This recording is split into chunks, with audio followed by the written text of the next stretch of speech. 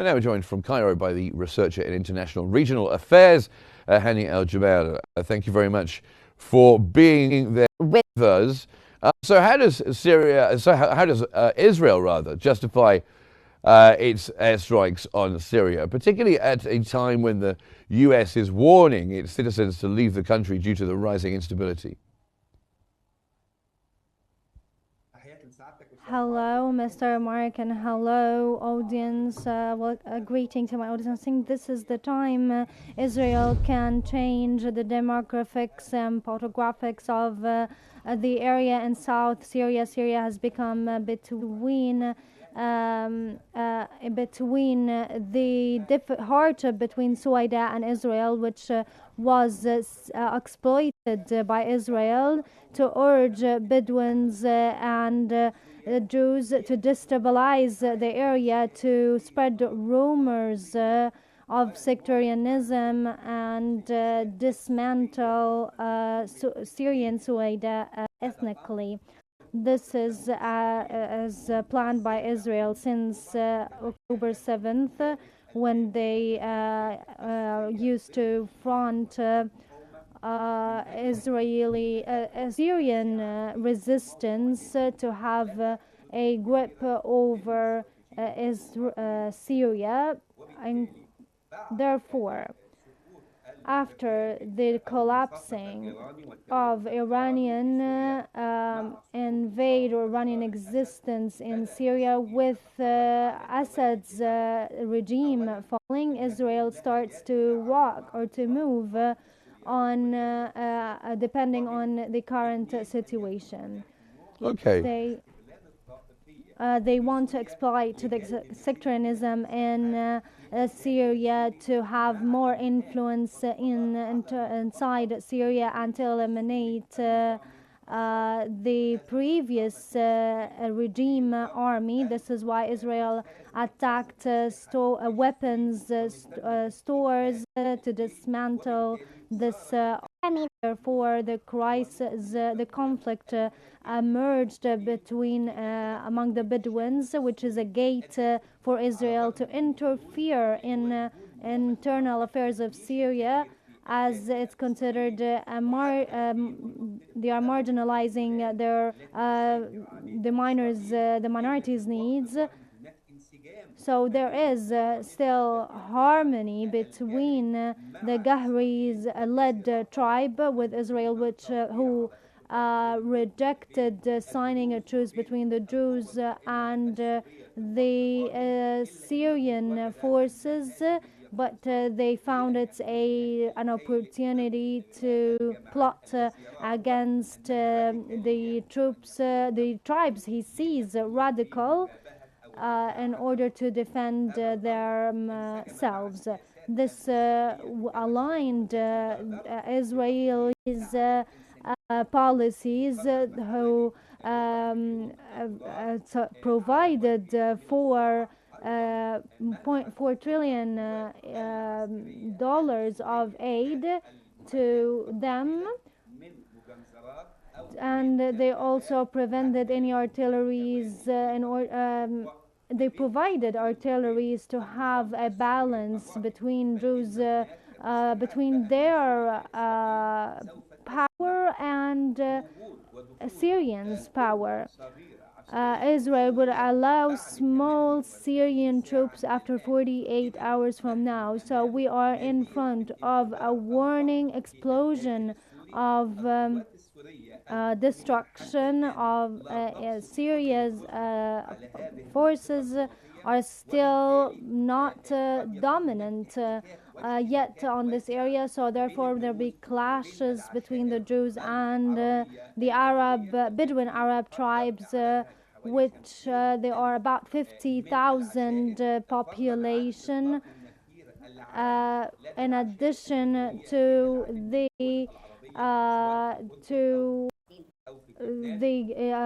general calling. So therefore this area will turn to a bloodshed unless there is a vast movement of Syrian troops to de-escalate the tension and rule and spread the rule of law. Okay, well, let me just jump in there because you've covered a lot of ground. I'd like to ask you, to what extent do you think that Israeli military operations in Syria are targeting Iranian proxies, and is this alongside the recent attacks near Druze communities in Sueda? The Israeli attacks expected in this regard targets two paths. The first one is to embarrass the Syrian regime that until now they are not able to attack, to war, or to have a war with Israel. The second is to redeploy Israeli forces inside Syria, meaning that they lead to stop the extension of Turkish existences that rejected any Israeli intervention and support any Syrian regime and reiterating Syrian sovereignty. This new redeployment of strikes want to eliminate internal Syria and reiterating their willingness to extend in any area in Syria and targeting political and religious figures in Syria. And I think the threats made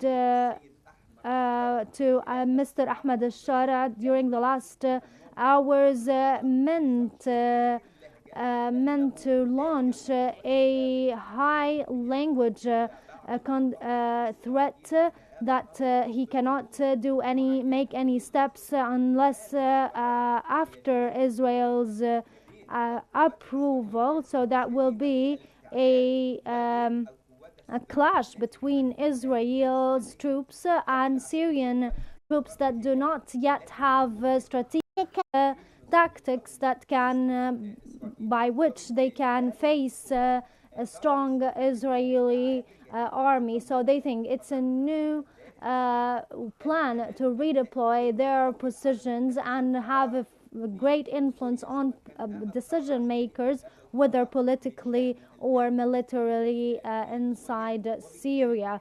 Therefore, Israel tries to have the upper hand on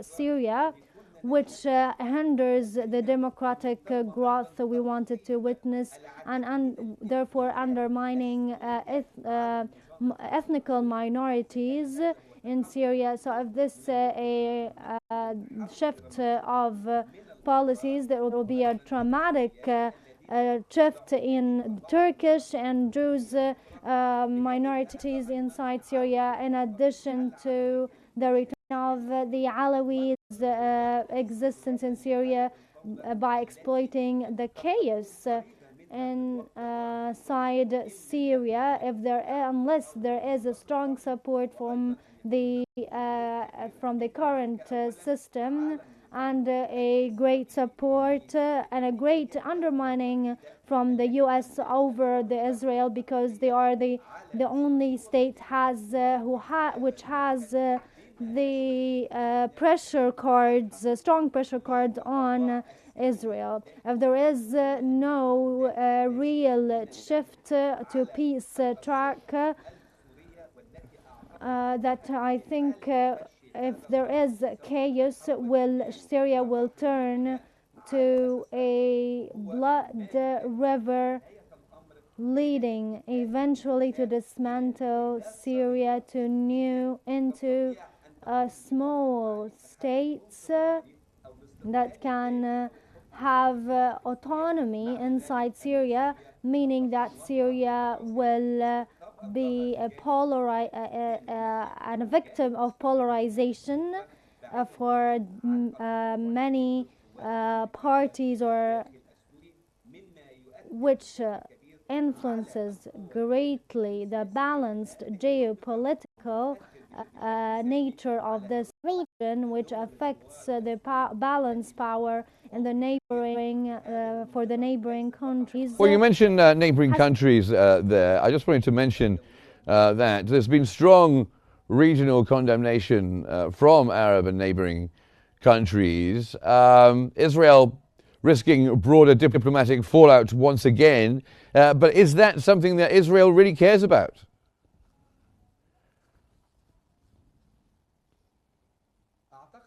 I think the Israelis' plan will not listen to any calls for regional power in neighboring countries. Netanyahu is always jumps with events ahead. If he faces many problems in Israel's internally and he tries to avoid many problems with the religious and political powers and put issues on the brink of collapse. He's trying by this to put Israel into a new journey by which he can silence opposing votes. So his attempts in interfering in Syrians' internal affairs and by invading Israel's army in a new widespread war influences this plan, and which in his point of view adds a new victory to his reign, which is the longest as he says, which would extend the third decade of the Israeli reign, which will give him a victory over the Iranian extension, so he can try to exploit these victories he made in West Bank and Gaza to transfer the military operations to South Syria after what happened in South Lebanon, to have an opportunity to take after the pressure inside Israel, to gain more victories, to mobilize more support from Israel. This is what we witnessed, which is the increase of Netanyahu's support and his existence in Israel's Israeli streets that reach 60 or 65% of surveys. So this new shift of Israeli strategy to exist on Syrian ground and gain more Syrian demographics and access to Israel is a victory for Israel at this time, exploiting the Syrian disability witnessed currently because of the multilateral parties. The current regime doesn't find a widespread public support, so there is behind curtains movements is exploits to expand and redeploy Jewish community and violating Geneva conventions, international law that warns any country to violate the sovereignty of any neighboring countries, which Israel did under watch of international communities that until now they didn't move they didn't do anything. So they are trying to redeploy their armies and their existence inside Syria, fulfilling their private personal goals, unless there is a strong Syrian regime